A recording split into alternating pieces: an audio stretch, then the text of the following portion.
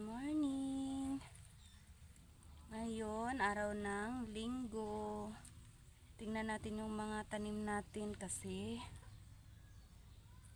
parang nagtatampo na sa sobrang init.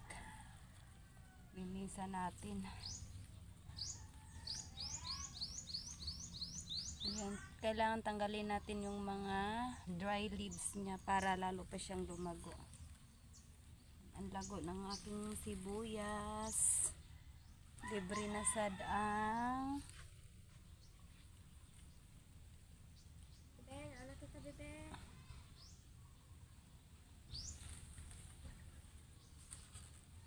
libre na sad ang panahog sa kinilaw at sa paksiw at sa tinulang isda. Ang lago ng sibuyas ko.